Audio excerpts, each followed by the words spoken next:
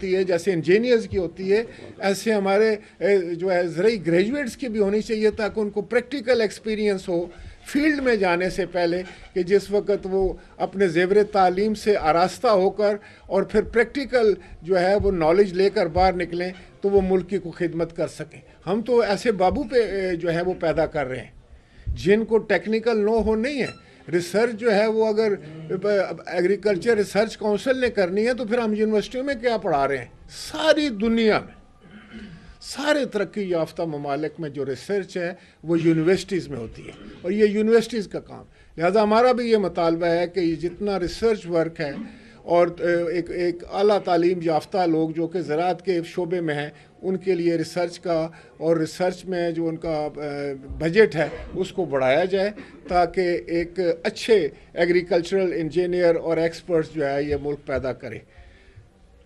पाकिस्तान का जिस खित्ते में हम बैठे हैं, ये जिस वक़्त मुत्तहिदा हिंदुस्तान था उस वक़्त भी पूरे हिंदुस्तान को जो ग़ज़ाई एतबार से जो सबसे बड़ी सपोर्ट थी ये उनकी फूड बास्केट थी, ये जितना। और अब हमारे पास खुदा के फजलो करम से सिंध, बलूचिस्तान और केपी के भी वो इलाके शामिल हैं जो बहुत अच्छी इजनास पैदा करते हैं। ज़राअत में वो काफ़ी उनके पास बेहतरीन ज़मीन और उनके पास अच्छे मौसम भी हैं, लेकिन मसला सिर्फ ये है कि किसान के लिए हमारे पास कोई ज़राई पॉलिसी नहीं है, कोई एग्रीकल्चरल पॉलिसी इस हुकूमत ने मुतारफ़ ही नहीं कराई, ना इनको पता है कि हमने क्या करना है।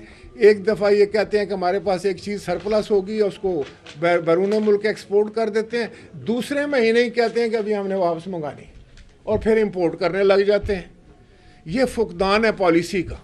इसलिए मैं समझता हूँ कि जहाँ पर सारी दुनिया इस वक्त सरापा एहतजाज है, खाए वो मज़दूर है, खाए वो तालिब इल्म है, खाए वो छोटा दुकानदार है, खाए वो बड़ा दुकानदार है, खाए वो कारखानेदार है, तो इस मुल्क का काश्तकार जो है वो भी सरापा एहतजाज है।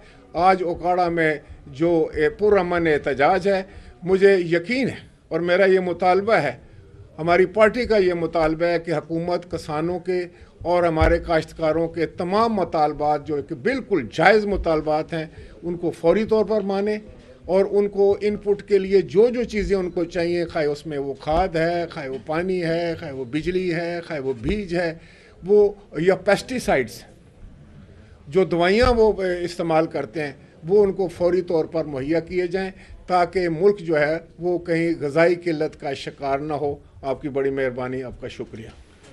आपने 24 को भी ऐलान कर रखा है, तो आज का इसका आज पंजाब में था, ओकाड़ा के मुकाम पे पाकिस्तान पीपल्स पार्टी कर रही है, और सिंध में लड़काना में जी, और जो है इसके बाद 24 तारीख को हम पूरे मुल्क में कर रहे हैं। हर जगह, हर डिवीजनल हेडक्वार्टर्स के ऊपर जो है वो 24 तारीख को जो है वो पूरा अमन और भरपूर एहतजाज होगा, और उसमें सिर्फ एक हमारा स्लोगन है कि काश्तकार को, ज़मींदार को, किसान को बाइज़्ज़त तौर पर, बावकार तरीके से उसकी जो मेहनत है उसका समर दिया जाए, और उसके जो इजनास जो है वो जिस वक्त मार्केट में लेके आता है उसको उसकी इतनी कीमत मिले ताकि वो सरवाइव कर सके और इज़्ज़त से और वकार से गुजारा कर सके। सानिया मलिक के हवाले से तमाम पाकिस्तान में एक धूप की लहर पाई जा रही है। हुकूमत की जानिब से एक कमेटी बनाई गई थी, उस कमेटी में जो निचली सतह की ब्यूरोक्रेसी है उसको इन्वेस्टिगेट किया गया, मगर हुकूमती जिम्मेदारान में से किसी को भी नहीं पूछा गया कि हुआ क्या। इसके हवाले से पीपल्स पार्टी का देखें, मुझे यकीन है कि अब आपके पास सारी डिटेल्स आ चुकी होंगी। मरी में हर गवर्नमेंट की एक SOP होती है। वो SOP ये होती है कि बर्फ़बारी का अंदाज़ा होता है कि फ़लाँ महीने में हमेशा ही बर्फ़बारी होती है, बहुत बड़ी बर्फ़बारी होती है और बेशुमार स्याह जाते हैं। ये कोई एक पिछले या इस सीज़न की बात नहीं है। होता ये था कि आपके सामने डिटेल्स आई होंगी, हमारे पास भी आई हैं, कि वो 7 या 8 पॉइंट हैं जहाँ पर वो मशीनरी को खड़ा कर दिया जाता है, और जिस वक्त बर्फ़बारी शुरू हो जाती है 2 या 2.5 इंच जिस वक्त बर्फ़ पड़ती है तो मशीन चलती है, उसको क्लियर कर देती। अगर आप उससे पहले भी शायद आप नहीं कर सकते, लेकिन जब ज़्यादा बढ़ जाए, फुटों के हिसाब से बर्फ़बारी हो जाए, तो फिर आपकी मशीन नहीं चल सकती। यहाँ ये हुआ कि मशीनें अपने अपने स्टेशन पर खड़ी ही नहीं थी। नंबर 1, जो एक मशीन खड़ी थी उसके पास डीजल ही नहीं था, और लोग जो थे वो घरों में सोए हुए थे, जो ऑपरेटर्स थे। एडमिनिस्ट्रेशन ने भी अपनी नाअहली का मतलब सारे रिकॉर्ड तोड़े हैं। जो लोग फंस गए, जिनके बच्चे साथ थे, वो टेलीफोन कर रहे थे, उनके रिश्तेदार अजीज़ व अकारब टेलीफोन कर रहे थे, तो किसी ने नहीं सुनी उनकी। ये तो असेंबली में भी ये मसला पेश हुआ है, असेंबली में भी हमने आवाज़ उठाई है, हम आज भी हम इसको कंडेम करते हैं। और मैं समझता हूँ कि ये एक बड़ा ही नाकाबिले माफ़ी जुर्म है ये, कि एक तरफ से इतने बुलंद बांग दावे किया जाते हैं कि हमारे मुल्क में हम सियाहत को पता नहीं कहाँ ले जाएंगे, और दुनिया में ऐसे होता है, स्विट्ज़रलैंड की मिसालें दी जाती हैं। एक हमारे पास छोटा सा एक हिली स्टेशन है, वो तो हम मैनेज नहीं कर सके।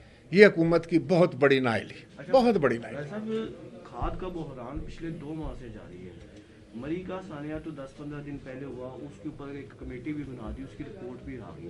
तो खाद में क्या इतना बड़ा माफिया है कि जिसके ऊपर कोई रिपोर्ट नहीं, कोई कमेटी नहीं बन रही, कोई कुछ नहीं कर रही, किसान एहतजाज कर रहे हैं, उसके ऊपर हुकूमत जो है वो संजीदगी का मुजाहरा नहीं कर रही? क्या देखिए हुकूमत किस बात पे, हुकूमत किस बात पे संजीदगी का मुजाहरा कर रही है, आप ये बताएं। इतना गैर संजीदा रवैया किसी भी हुकूमत का मैं समझता हूँ हो ही नहीं सकता।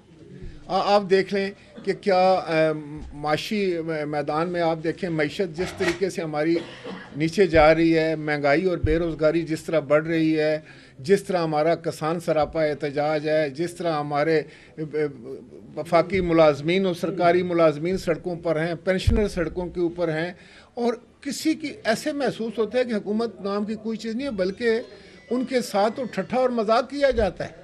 जब लोग सरापा एहतजाज होते हैं कि महंगाई हमारे बस से बाहर हो गई है, हमारा जीना 2 बार हो रहा है, तो वज़ीर आज़म साहब आकर कहते हैं कि इस मुल्क में अभी बड़ी सस्ती चीज़ें बिक रही हैं। आपको पता है कि गिरदोनवा के जो ममालिक हैं वहाँ महंगाई ज़्यादा है। आप कहते हैं कि आपने पेट्रोल की कीमत मत बढ़ाएं, आपने इतनी ज़्यादा कर दी है, दूसरे दिन वो ऐलान फरमा देते हैं कि 4 रुपये फ़ी लीटर हमने बढ़ा दी है। मतलब कोई तुक नहीं है, और जिस अंदाज से हम जा रहे हैं। और अब आपको मैं ये भी बताऊं, जो सबसे ख़तरनाक सूरत हाल वो ये है कि हमारा जो है वो मईशत का सारा निज़ाम जो है वो तलपट होकर रह गया। आपने स्टेट बैंक को क्या कर दिया? कभी ऐसा भी हुआ है कि आपका स्टेट बैंक हो और आपके वो इख्तियार कंट्रोल में ना हो, उसका कंट्रोल IMF के पास हो। IMF से तो ये कहते हैं आपने भी कर्जे लिए थे, कहते हैं हमने लिए थे।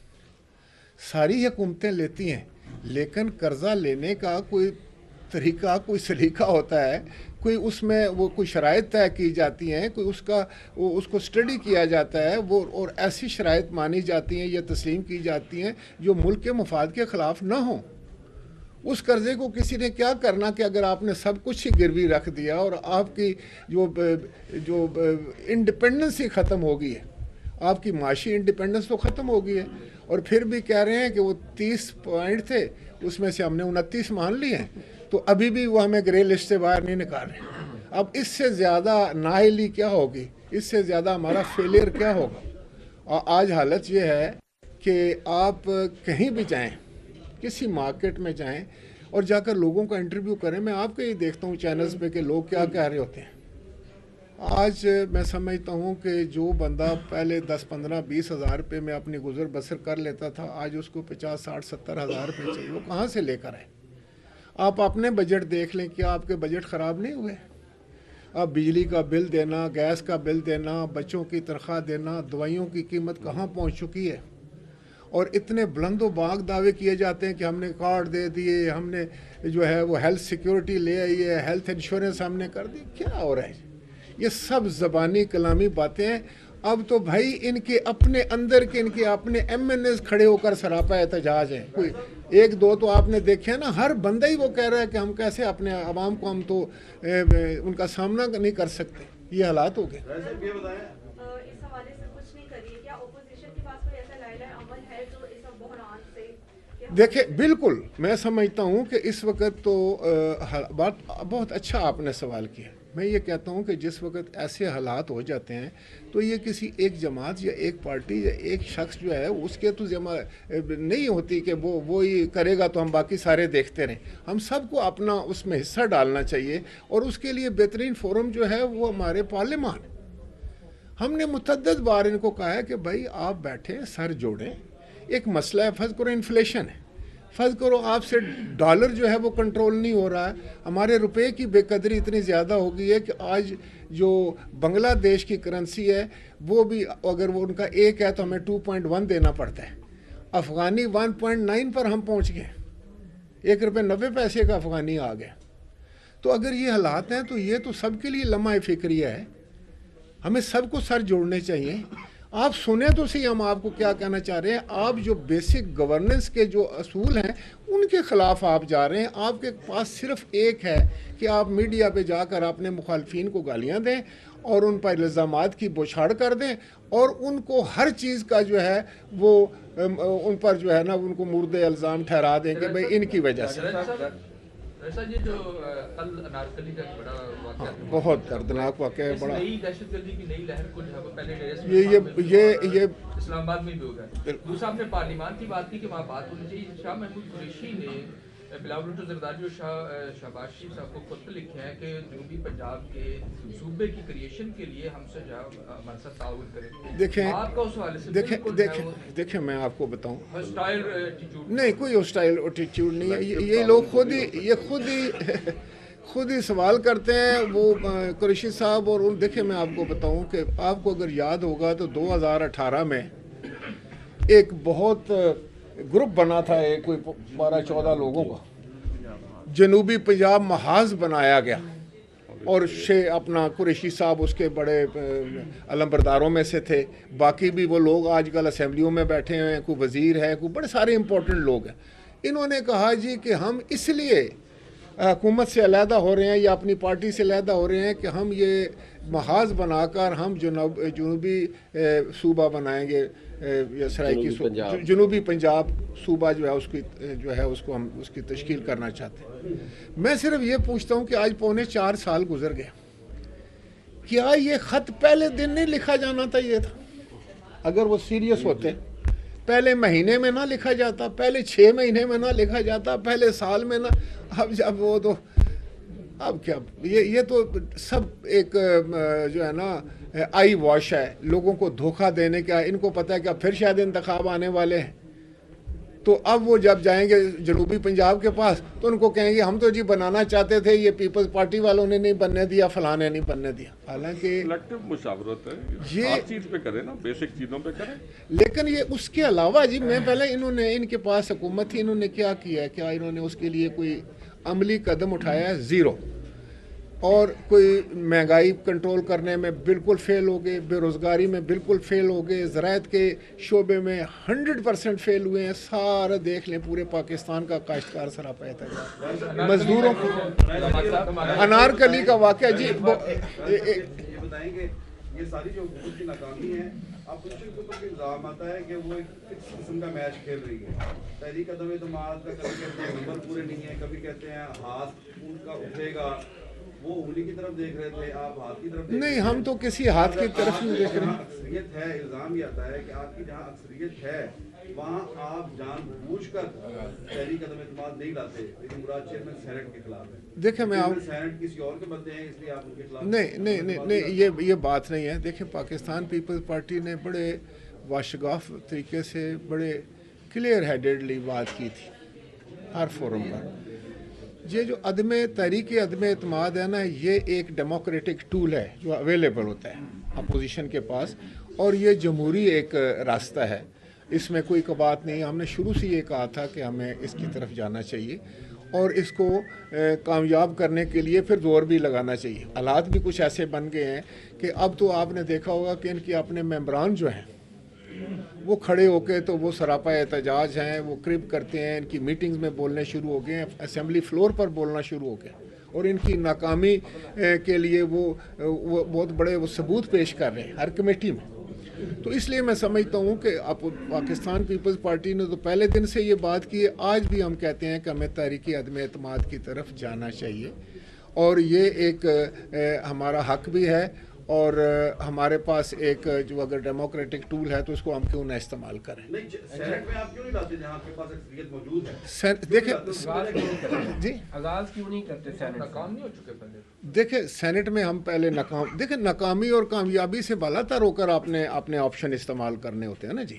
اب مثال کے طور پر ہم جلوس نکالتے ہیں یا احتجاج کرتے ہیں تو ضروری نہیں ہوتا کہ ہم اس میں کامیاب ہو جائیں, لیکن وہ ہمارا جو کام ہے پبلک رائے عامہ کو اپنی طرف متوجہ کرنے کے لیے وہ تو کرتے ہیں. آپ وہاں پر کیوں نہیں لاتے, اس کی وجہ کیا ہے؟ دیکھیں میں سمجھتا ہوں کہ اس میں پہلے دن سے جو ہے نا وہ لیتو لال جو ہے وہ ہمارے پولیٹیکل جو فرینڈس تھے وہ پی ڈی ایم میں کر رہے تھے, وہ کہہ رہے تھے کہ ہم اس پہ نہیں جانا چاہتے, ہم تو پنجاب میں بھی لانا چاہتے تھے, ہم تو نیشنل اسمبلی میں بھی لانا چاہتے تھے, ہم تو وہاں بھی لینا چاہتے تھے, ہر جگہ لانا چاہتے ہیں جہاں بھی ہو سکے. آج بھی ہماری یہی سوچ ہے اور چلیں یہ بہت اچھی بات ہے, دیر آید یا درست آید. اب جو میں اپوزیشن لیڈران کے بیانات دیکھ رہا ہوں, ان کی سٹیٹمنٹس آ رہی ہیں تو وہ بالکل وہی لائن ہے جو کہ جناب بلاول بھٹو زرداری صاحب کی لائن تھی. اچھا راجہ صاحب یہ بتائیں, پی ڈی ایم اور پیپلز پارٹی کا مقصد ہے کہ اس حکومت کو گھر بھیجنا, دونوں نے اعلان کیا ہوا ہے لانگ مارچ کا, جب مقصد ایک ہے تو آپ ایک ساتھ کیوں نہیں چلتے؟ دیکھیں اب ہم نے تو اگر ہم مارچ کا کرتے تو بہت دیر ہو جاتی, تو ہم نے تو جس وقت یہ شروع سے یہ کہا تھا کہ جو بھی ہم نے ایکشن کرنا ہے اس وقت اگر تکلیف میں عوام ان کو پریشانی ہے اور ہمیں جس طرح کے کسان سراپا احتجاج ہے, اس کو بیج نہیں مل رہی, کھاد نہیں مل رہا, اور اسی طرح باقی مکتبہ فکر کے لوگ بھی پریشان ہیں, تو ہمیں نکلنا چاہیے. اور اس کے لیے جناب بلاول بھٹو زرداری صاحب نے کہا کہ میں مارچ تک انتظار نہیں کر سکتا, میں تو نکل رہا ہوں.